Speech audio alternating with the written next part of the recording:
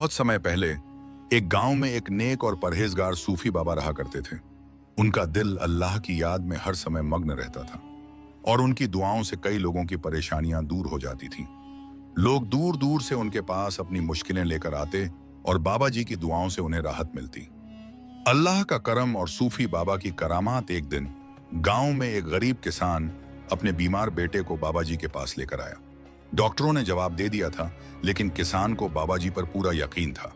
किसान रोते हुए बोला, बाबा जी, मेरा बेटा जिंदगी और मौत की कगार पर है। अगर आप बस एक दुआ कर दें तो अल्लाह उसे जरूर शिफा देगा।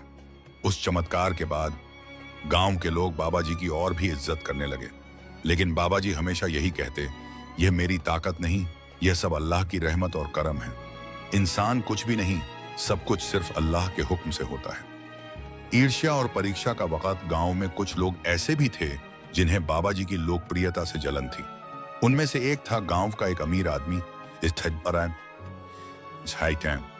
जिसे लगता था कि लोग बाबा जी की वजह से उसकी इज्जत कम कर रहे हैं। उसने सोचा, अगर मैं बाबा को झूठा साबित कर दूं तो लोग इन्हें मानना छोड़ देंगे। एक दिन उसने बाबा जी को चुनौती दी और कहा, अगर तुम सच्चे अल्लाह वाले हो तो मेरी इस लकड़ी को हरा भरा पेड़ बनाकर दिखाओ। गांव के लोग यह सुनकर दंग रह गए और बाबा जी की तरफ देखने लगे। बाबा जी मुस्कुराए और बोले, अगर अल्लाह चाहे तो यह मुमकिन है। उन्होंने लकड़ी को हाथ में लिया, अपनी आंखें बंद की और अल्लाह से दुआ की। कुछ ही पलों में सूखी लकड़ी से हरे पत्ते निकलने लगे और देखते ही देखते वह एक छोटा सा पेड़ बन गया। गांव वाले खुशी से झूम उठे और अमीर आदमी शर्मिंदा होकर बाबा जी के कदमों में गिर पड़ा। बाबा जी ने उसे उठाया और कहा, पठ, इंसान को अपने तकब्बुर, घमंड पर काबू रखना चाहिए। अल्लाह की कुदरत पर शक मत करो, क्योंकि वह जब चाहे जो चाहे कर सकता है। इस करामात के बाद गांव के लोग और भी ज्यादा बाबा जी से मोहब्बत करने लगे। अमीर आदमी भी बदल गया और बाबा जी का मुरीद बन गया। कुछ सालों बाद गांव एक नई मुसीबत में फंस गया। कई महीनों से बारिश नहीं हुई थी, खेत सूख गए थे, कुएं खाली हो चुके थे और लोग पानी की बूंद बूंद को तरस रहे थे। हालात इतने खराब हो गए कि लोग दूसरे गांवों की तरफ पलायन करने लगे। गांव के बुजुर्ग और बच्चे सूफी बाबा के पास पहुंचे और गिड़गिड़ाते हुए बोले, बाबा जी, अगर इस बार भी आपकी दुआ कबूल हो जाए तो हमारा गांव बर्बाद होने से बच सकता है। बाबा जी ने आसमान की तरफ देखा। उनके चेहरे पर गहरी तस्लीम, समर्पण झलक रही थी। उन्होंने कहा, सिर्फ अल्लाह ही रहमत की बारिश बरसा सकता है। हम सबको उसी से तौबा और इल्तिजा करनी चाहिए। बारिश की दुआ बाबा जी गांव के लोगों को एक खुले मैदान में ले गए और कहा, सब मिलकर अल्लाह से माफी मांगो, क्योंकि जब इंसान गुनाह करता है तो कुदरत भी उससे नाराज हो जाती है। गांव के लोगों ने रो रो कर तौबा की और बाबा जी ने आसमान की तरफ हाथ उठाकर दुआ की, या अल्लाह, तेरी रहमत के बिना हम कुछ भी नहीं। अगर तू हमें माफ कर दे तो बारिश की एक बूंद भी हमारी जिंदगी बचा सकती है और रहमत की बारिश अता फरमा। कुछ ही देर में आसमान पर काले बादल छाने लगे, ठंडी हवाएं चलने लगीं और अचानक ही तेज बारिश शुरू हो गई। लोग खुशी से झूम उठे, बच्चे मिट्टी में कूदने लगे और सूखे खेत फिर से हरे होने लगे। गांव वालों ने सूफी बाबा के हाथ चूम लिए और कहा, आपकी दुआओं से अल्लाह ने हमें बचा लिया। लेकिन बाबा जी ने हमेशा की तरह कहा, यह मेरी नहीं, अल्लाह की करामात है। इंसान तो सिर्फ एक जरिया, माध्यम होता है। कुछ दिनों बाद गांव में एक नया खतरा आ गया। गांव के पास के जंगल से एक बड़ा और जहरीला सांप निकलकर बस्ती में घुस आया। वह इतना खतरनाक था कि जिसको भी डसता वह कुछ ही मिनटों में मर जाता। लोग डर के मारे अपने घरों में बंद हो गए। गांव के कुछ लोग बाबा जी के पास दौड़े दौड़े आए और कहा, बाबा जी, वह सांप बहुत से लोगों को मार चुका है। अगर उसे रोका नहीं गया तो पूरा गांव खतरे में पड़ जाएगा। बाबा जी ने तसल्ली से कहा, डरो मत, अल्लाह की मखलूक सृष्टि भी उसी के हुक्म से चलती है। आओ चलकर देखते हैं। सांप के सामने बाबा जी का इम्तिहान। बाबा जी अकेले ही उस रास्ते पर चले गए जहां वह सांप बैठा था। गांव के लोग दूर से देख रहे थे, उनका दिल तेजी से धड़क रहा था। जैसे ही बाबा जी सांप के पास पहुंचे, वह फन फैलाकर फुफकारने लगा। बाबा जी ने अपनी नजरें आसमान की तरफ उठाई और कहा, अगर तू अल्लाह के हुक्म से यहां आया है तो मैं तेरा इम्तिहान नहीं लूंगा, लेकिन अगर तू उसके बंदों को बेवजह तकलीफ दे रहा है तो अल्लाह की कुदरत तुझे रोक देगी। सांप ने बाबा जी की आंखों में देखा और अचानक ही अपना फन झुका लिया। वह बाबा जी के कदमों के पास आकर एक पालतू जानवर की तरह बैठ गया। फिर धीरे धीरे जंगल की तरफ चला गया और कभी गांव में वापस नहीं आया। गांव के लोग यह देखकर हैरान रह गए। उन्होंने बाबा जी से पूछा, यह कैसे हुआ बाबा जी? बाबा जी ने मुस्कुराकर कहा, जब इंसान अल्लाह पर सच्चा यकीन रखता है तो दुनिया की सबसे खतरनाक चीज भी उसे नुकसान नहीं पहुंचा सकती। गांव में एक यतीम अनाथ बच्चा रहता था जिसका नाम हसन था। उसके माँ बाप का साया उसके सिर से बचपन में ही उठ गया था। वह गांव में इधर उधर घूमकर भीख मांगता और किसी तरह पेट भरता। लोग उसे ताने मारते, बच्चे उसे चिढ़ाते, लेकिन उसके पास कोई सहारा नहीं था। एक दिन हसन बहुत भूखा था। वह बाबा जी की दरगाह के पास आया और धीरे से बोला, बाबा जी, क्या अल्लाह मेरी सुनता नहीं?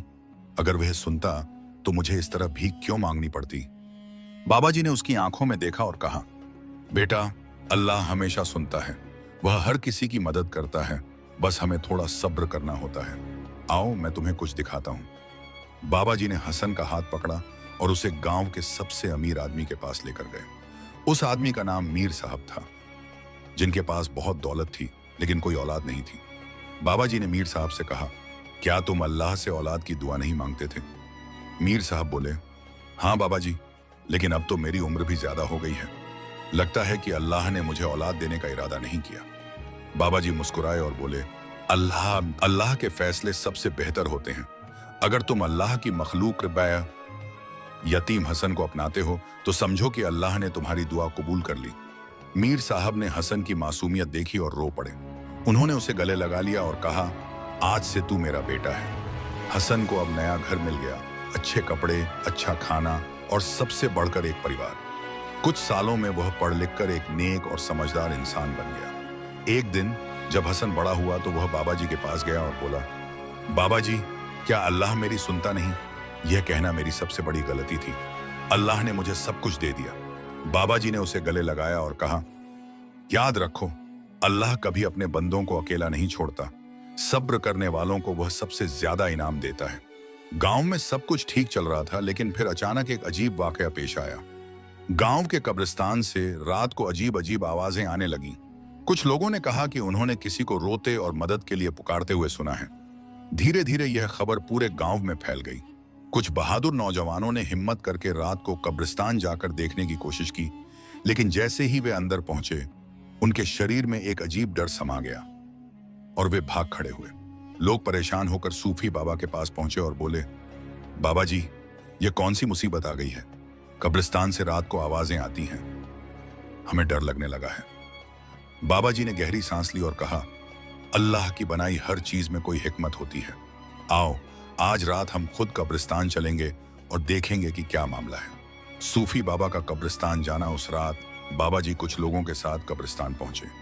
चारों तरफ घना अंधेरा था, लेकिन बाबा जी की मौजूदगी से सबको हिम्मत मिल रही थी। जैसे ही वे कब्रों के करीब पहुंचे, अचानक एक धीमी सी कराहने की आवाज सुनाई दी। गांव के लोग डर के मारे कांपने लगे, लेकिन बाबा जी ने कहा, डरो मत, अल्लाह के नाम से हर डर दूर हो जाता है। फिर बाबा जी एक पुरानी कब्र के पास गए, आंखें बंद की और सूरह फातिहा पढ़कर दुआ की।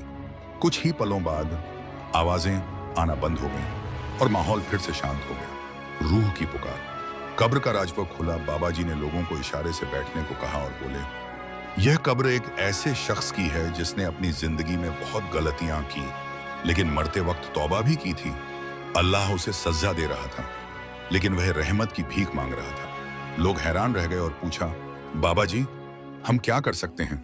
बाबा जी बोले, उसके लिए दुआ करो, कुरान की तिलावत करो और अपने गुनाहों से तौबा करो। अगर अल्लाह चाहेगा तो उसकी माफी हो जाएगी। गांव के लोगों ने उस रात मिलकर कुरान पढ़ा, गरीबों को खाना खिलाया और अपने गुनाहों की माफी मांगी।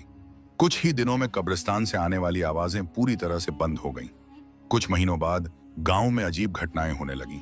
रात को लोगों के घरों में चीजें अपने आप गिर जाती, कभी किसी के दरवाजे पर अजीब खटखटाहट होती, और कुछ लोगों ने तो यह भी कहा कि उन्होंने एक लंबा चौड़ा साया देखा है जो अंधेरे में चलता है। धीरे धीरे यह खौफ पूरे गांव में फैल गया। लोगों ने बाबा जी से आकर कहा, बाबा जी, हम बहुत परेशान हैं। हमें लगता है कि कोई जिन्न या शैतान हमारे गांव में आ गया है। बाबा जी ने तसल्ली से सुना और कहा, डरो मत। अगर तुमने अल्लाह का नाम लिया और सच्चे दिल से ईमान रखा तो कोई भी जिन्न या शैतान तुम्हें नुकसान नहीं पहुंचा सकता।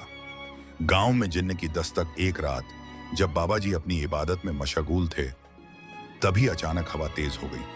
पेड़ जोर जोर से हिलने लगे और एक भारी भरकम आवाज गूंजने लगी, ए फकीर, तू मेरे रास्ते में मत आ, वरना मैं तुझे भी तबाह कर दूंगा। गांव के लोग डर कर अपने घरों में छिप गए, लेकिन बाबा जी अपनी जगह से नहीं हिले। उन्होंने बड़े इत्मीनान से जवाब दिया, अगर तू अल्लाह की मखलूक है तो जान ले कि अल्लाह सबसे बड़ा है। उसके हुक्म के बिना तू किसी को कुछ नहीं कर सकता। इतना कहते ही एक लंबा चौड़ा जिन्न बाबा जी के सामने प्रकट हो गया। उसकी आंखें लाल थीं, उसके शरीर से आग की लपटें निकल रही थीं और उसकी आवाज जमीन को हिलाने वाली थी। जिन्न हंसा और बोला, मैं इस गांव पर हुकूमत करता हूं, तुम लोगों को यहां से जाना होगा। बाबा जी ने बिना किसी डर के सूरह अल बकरा और आयतुल कुर्सी पढ़नी शुरू कर दी। जैसे ही अल्लाह के कलाम की आवाज गूंजी, जिन्न तड़पने लगा। वह अपने कानों को हाथ से ढकने लगा। बाबा जी ने कहा, पर गिर पड़ा, अगर तू इस जगह से चला जाए और दोबारा किसी इंसान को तकलीफ ना दे तो तुझे कोई नुकसान नहीं होगा।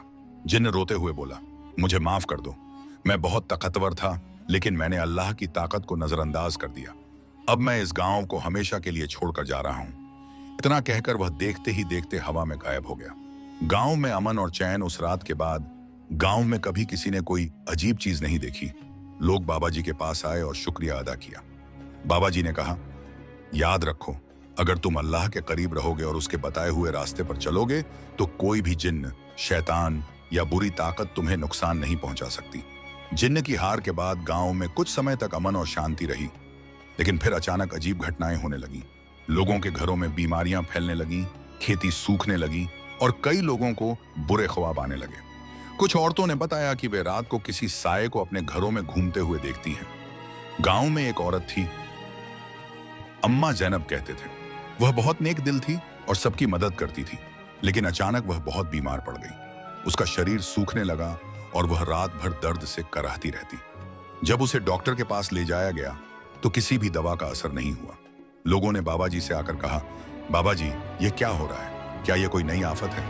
बाबा जी ने कुछ देर सोचा और बोले, ये कोई आम बीमारी नहीं लगती, हमें अम्मा जैनब के घर चलकर देखना होगा। काले जादू का राज खुला। जब बाबा जी अम्मा जैनब के घर पहुंचे तो उन कुछ अजीब चीजें रखी हुई थी। काले धागों में बंधे पुतले, मिट्टी के छोटे छोटे घड़े जिन पर अजीब निशान बने हुए थे, और एक कोने में राख जैसी कोई चीज फैली हुई थी। बाबा जी ने आंखें बंद की और कुछ आयतें पढ़ी। अचानक हवा तेज हो गई और एक अजीब सी बदबू पूरे घर में फैल गई। बाबा जी ने समझ लिया कि यह काले जादू का असर है। उन्होंने सबको घर से बाहर भेजा और खुद कुरानी आयतें पढ़कर उन सभी चीजों को जलाने लगे।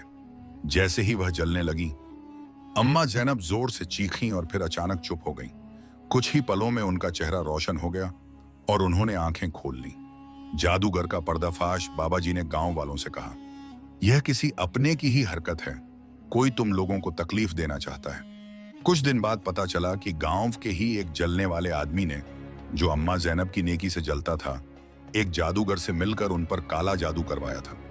जब वह जादूगर पकड़ा गया तो उसने कबूल किया कि उसने पैसों के लालच में ऐसा किया था। बाबा जी ने गांव वालों से कहा, याद रखो, जादू एक बहुत बड़ा गुनाह है। जो लोग इसे करते हैं वे अल्लाह की नाराजगी मोल लेते हैं, लेकिन अल्लाह का कलाम हर बुरी ताकत से ज्यादा मजबूत है। अगर तुम 5 वक्त की नमाज पढ़ोगे, आयतुल कुर्सी और सूरह फलक व सूरह नास का वजीफा करोगे तो कोई भी जादू तुम्हें नुकसान नहीं पहुंचा सकता। गांव में खुशहाली लौट आई। उस दिन के बाद कुरान बई की शायद गांव में फिर से बरकत आने लगी। लोग अल्लाह का ज्यादा जिक्र करने लगे, कुरान की तिलावत करने लगे और कभी किसी तांत्रिक या जादूगर के पास नहीं गए। गांव में अब अमन और सुकून था। लोग पहले से ज्यादा अल्लाह की इबादत करने लगे थे। लेकिन फिर एक दिन बाबा जी ने अपने मुरीदों, शागिर्दों को बुलाया और कहा, अब मेरा वक्त पूरा हो रहा है, मैं जल्दी ही इस दुनिया से चला जाऊंगा। गांव के लोग यह सुनकर रो पड़े। उन्होंने कहा, बाबा जी, आप हमें छोड़कर मत जाइए, हमें आपकी जरूरत है। बाबा जी मुस्कुराए और बोले, बेटा, हर इंसान को एक दिन जाना होता है, लेकिन याद रखना, मैं तुम्हें 3 बातें बताकर जा रहा हूं, जिन्हें अगर तुम अपनाओगे तो हमेशा खुश रहोगे। बाबा जी की आखिरी नसीहत, हमेशा नमाज पढ़ो और कुरान से जुड़कर रहो, यही तुम्हारी असली हिफाजत करेगा। गरीबों और जरूरतमंदों की मदद करो, क्योंकि इंसान की असली पहचान उसके अच्छे अमाल से होती है। कभी घमंड मत करना, क्योंकि तकब्बुर, घमंड इंसान को तबाह कर देता है। इसके बाद बाबा जी ने अपनी आंखें बंद की, मुस्कुराए और धीरे धीरे कलमा-ए शहादत पढ़ते हुए इस दुनिया से रुखसत हो गए। बाबा जी की वफात और करामात का सिलसिला। बाबा जी की वफात के बाद गांव के लोगों ने देखा कि उनकी कब्र से हर रात एक हल्की रोशनी निकलती थी। जो भी उनकी कब्र पर जाता उसके दिल को सुकून मिलता। गांव वाले कहते हैं कि आज भी अगर कोई सच्चे दिल से बाबा जी की दरगाह पर जाकर अल्लाह से दुआ मांगता है तो उसकी मुश्किलें हल हो जाती हैं। बाबा जी की वफात के बाद भी उनकी दरगाह पर अजीबो-गरीब वाकयात होते रहे। जो भी सच्चे दिल से उनकी मज़ार पर आता और अल्लाह से दुआ करता उसकी मुश्किलें हल हो जाती। अंधे को मिली रोशनी। एक बार एक अंधा फकीर बाबा जी की दरगाह पर आया। वह बहुत गरीब था और रास्तों में भीख मांगकर गुजारा करता था। एक दिन उसने सुना कि बाबा जी की दरगाह पर दुआ करने से लोगों की परेशानियां दूर हो जाती हैं। वह धीरे धीरे चलते हुए दरगाह पर पहुंचा और बाबा जी की मजार के पास बैठकर रोने लगा। उसने दिल से दुआ की, या अल्लाह, अगर यह तेरे वली नेक बंदे हैं तो उनकी बरकत से मेरी रोशनी वापस दे दे। कुछ देर बाद जब उसने अपने चेहरे पर हाथ फेरा तो अचानक उसकी आंखों में एक तेज चमक महसूस हुई। उसने अपनी आंखें खोलीं और देखा कि वह देख सकता है। वह खुशी से झूम उठा और अल्लाह का शुक्र अदा करने लगा। सूखा पड़ा गांव और बारिश की रहमत। एक साल गांव में बहुत बड़ा सूखा पड़ गया। लोग परेशान हो गए और किसी को कोई हल नहीं दिख रहा था। तभी गांव के बुजुर्गों ने कहा, बाबा जी की दरगाह पर जाकर दुआ करते हैं। गांव के सभी लोग इकट्ठा हुए, मजार के पास गए और अल्लाह से बारिश की दुआ की। जैसे ही उन्होंने दुआ खत्म की, आसमान पर काले बादल छा गए और जोरदार बारिश होने लगी। लोगों ने अल्लाह का शुक्र अदा किया और कहा, बाबा जी की बरकत अब भी हमारे साथ है। बीमार बच्चा और शिफा। एक औरत अपने बीमार बेटे को लेकर बाबा जी की दरगाह पर आई। बच्चे को बहुत तेज बुखार था और डॉक्टरों ने जवाब दे दिया था। वह मां रोते हुए मजार के पास बैठी और बोली, या अल्लाह, अपने वली की बरकत से मेरे बेटे को शिफा दे दे। कुछ ही देर में बच्चे का बुखार उतर गया और वह खेलने लगा। मां की आंखों में आंसू थे, लेकिन इस बार यह खुशी के आंसू थे। बाबा जी की करामात कभी नहीं रुकी। बाबा जी चले गए, लेकिन उनकी करामात और बरकतें आज भी लोगों के साथ हैं। उनकी नसीहतें लोगों की जिंदगियों को रोशन करती हैं और उनकी दरगाह पर आने वाले हर इंसान को सुकून मिलता है। बाबा जी के दुनिया से जाने के बाद भी उनके मुरीद और चाहने वाले अक्सर महसूस करते कि उनकी रूहानी मौजूदगी अब भी गांव में है।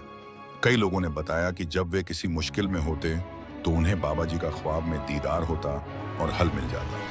एक गरीब आदमी का इम्तिहान। गांव में एक आदमी था जिसका नाम अहमद था। वह बहुत गरीब था और उसकी हालत बहुत खराब थी। एक रात उसने ख्वाब में बाबा जी को देखा। बाबा जी ने उससे कहा, सब्र करो, तुम्हारी मुश्किल जल्द हल होगी, लेकिन याद रखना, किसी का हक मत मारना और हमेशा सच का साथ देना।